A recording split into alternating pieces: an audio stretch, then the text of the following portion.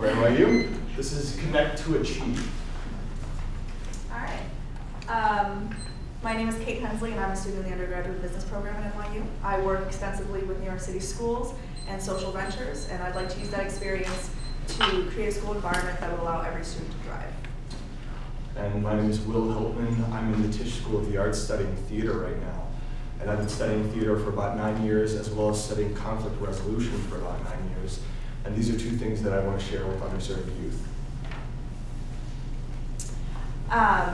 We've been collaborating with entrepreneurs like Bill Drayton, teaching artists like Katie Rubin, and employees of the New York City Department of Education in order to create the program that we're sharing with you today.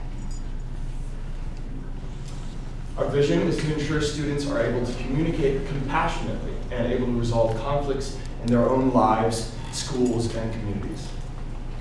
We'd like to reduce conflict, violence, and bullying in New York City schools by using the tools of nonviolent communication, acting, role-playing, and innovative theater techniques. There are about 6,000 violent incidents in New York City schools every year, and about 1,200 arrests are made. So clearly, violence and bullying are prevalent in these schools, and that's the problem that we'd like to address. So our approach and our solution. We plan on beginning with after-school workshops, starting with beta testing our curriculum, moving into summer programs, and then one-on-one work with students. We plan on synthesizing our own packets, handouts, and worksheets for the students from relevant texts from nonviolent communication, Sanford Meisner's acting technique, and also Augusta Wall's work, The Theater of the Oppressed.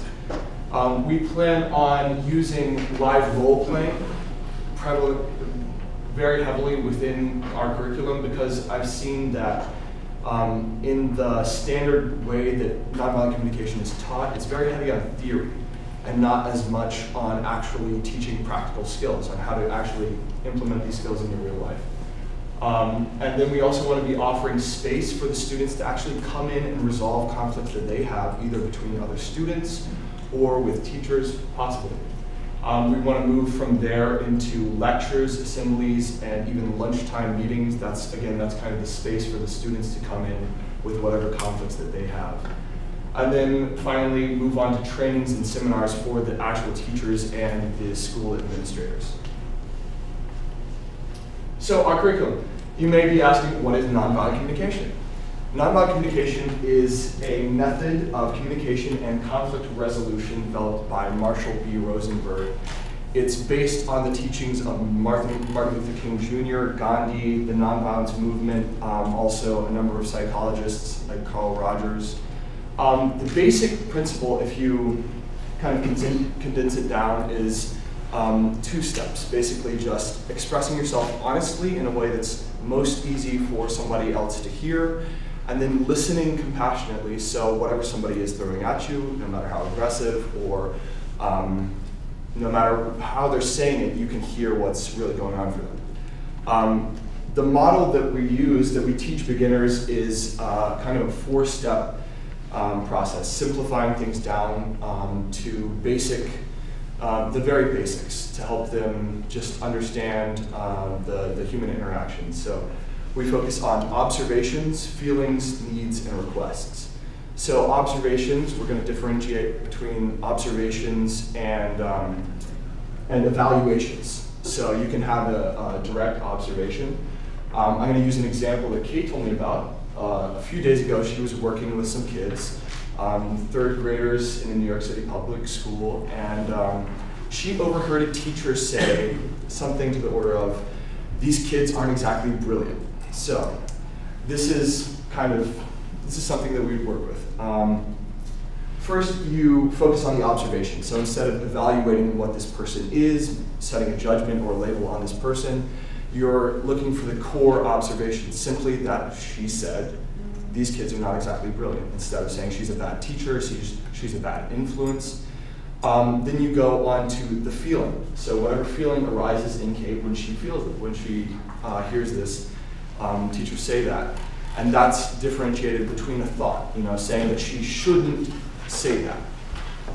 The feeling might be something like, anger, frustration, or sadness.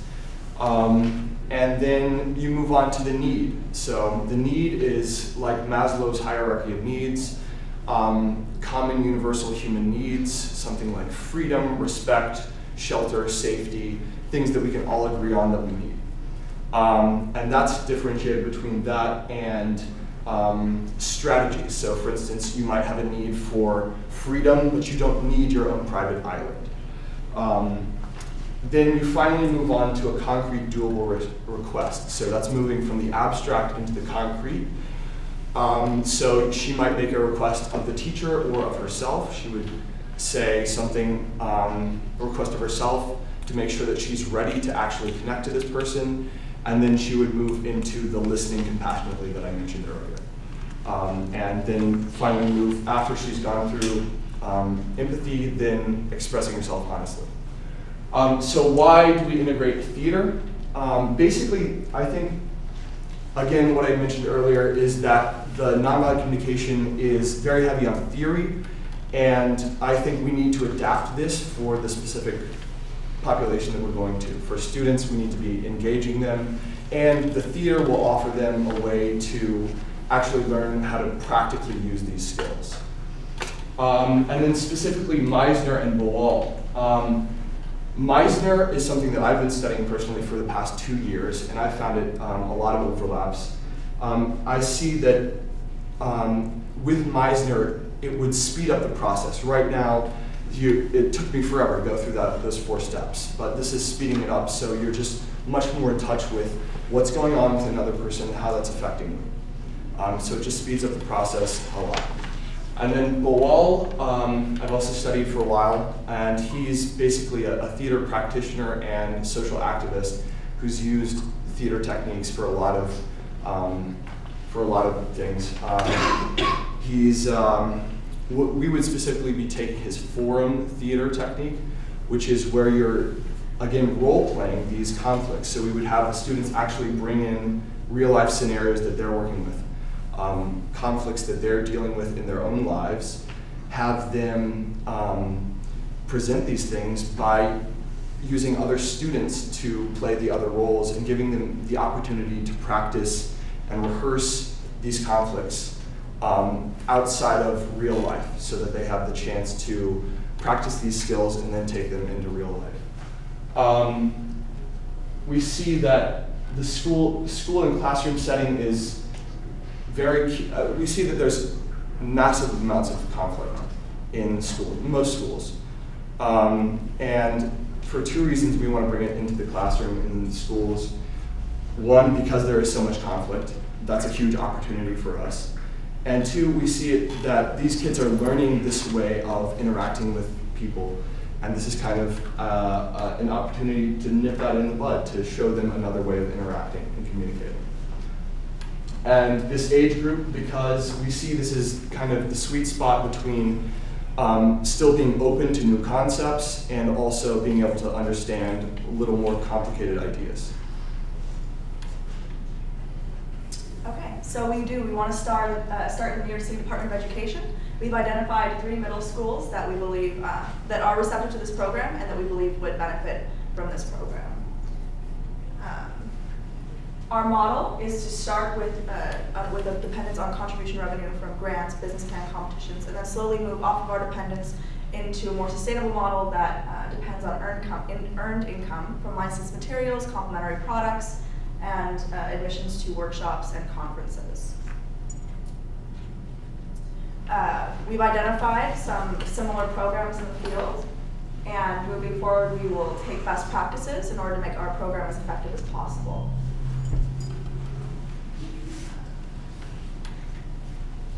In moving forward, we hope to develop our own materials, such as textbooks, children's books, which we see a market for because there aren't a lot of children's books that deal with serious issues. While there are a few, there aren't as many as we'd like to see. We'd like to hold seminars for teachers and school administrators, summer camps and seminars for students, and then eventually we'd like to expand to the wider education market, personal development and social improvement markets. We see our impact as being on school staff, students, their homes, and society in general. We believe that if violence is reduced in schools, there will be less time spent settling these disputes, which means that there will be better communication between the teachers and the students.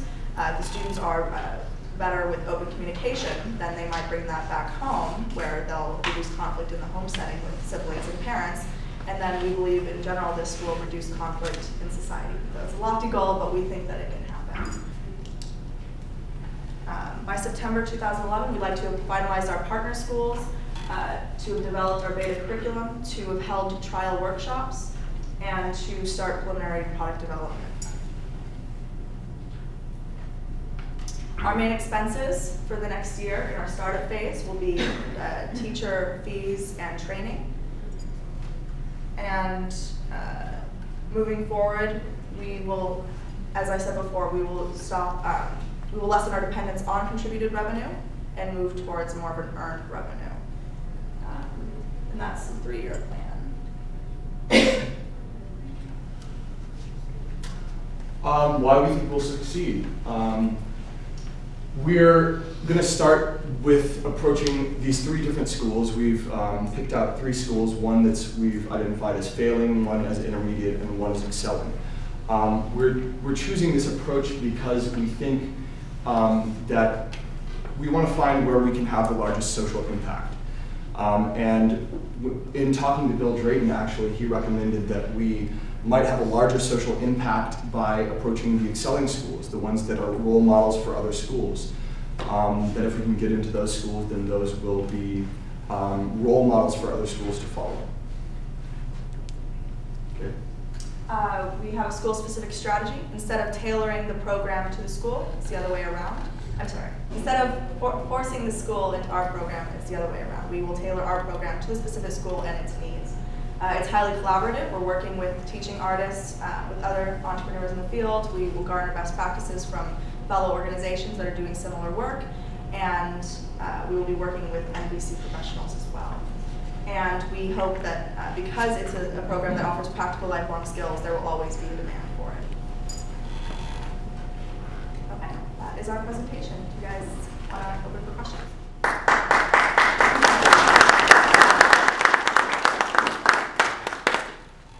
The judges will now have 10 minutes to question the dean.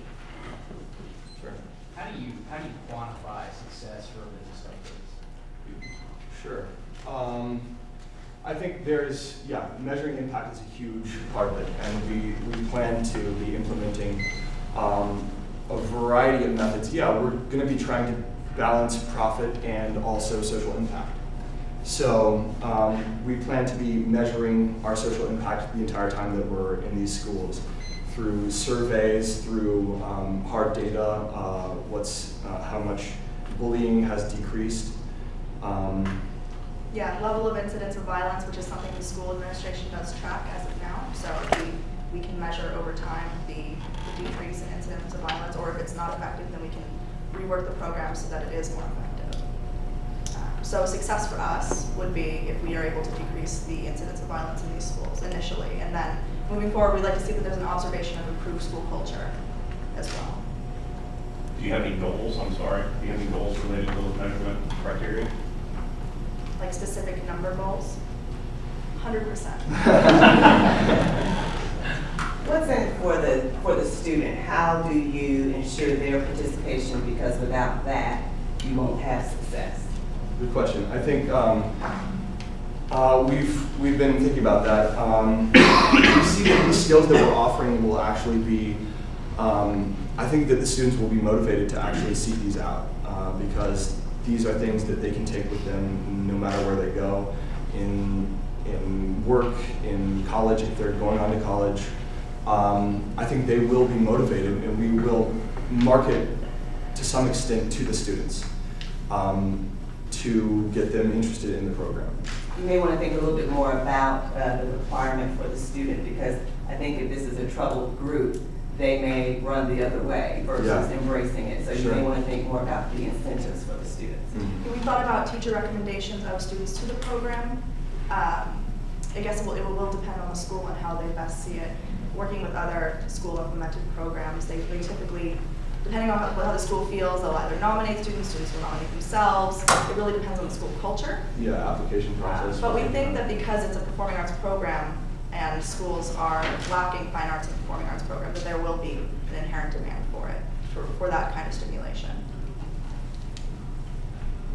But I noticed your product at this point is not very well developed.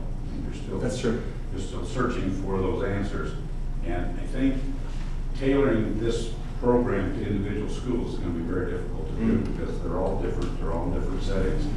So you're going to have to try to figure out how you can try to take a general program and fit all situations, and you may be able to tweak it a little bit, but the individual schools and programs looks to me like it might be very difficult to do. Yeah, I think so going into these 3 different schools, I think that's where we're trying to figure out where develop a product service that can be more more general. So we do recognize that we do need to do a little more research in product development. And yeah, I mean, in working, I implement a service learning program now, and it is a general curriculum that the schools kind of take on their own, and they kind of decide. And they're very good at identifying problem areas, and if they relate that to us, using his nonviolent communication training and the work collaboration we're having with other professionals, we believe that we'll be able to create a program for each school. It's a great premise, and I applaud you for trying to tackle this issue. One question that I have is on your competitive and partnership analysis. Could you explain to us how that works? So there are other organizations that have the same services. Are they going to be your competition? What is your point of difference from those other organizations? Well, there's over 1 million students in New York City schools, and so we think there's plenty of room for all of us. But our point of difference is that we're looking for lifelong skills. A lot of the missions of these organizations is very school culture focused, focused on graduation, which is incredibly important because retention rates are so low.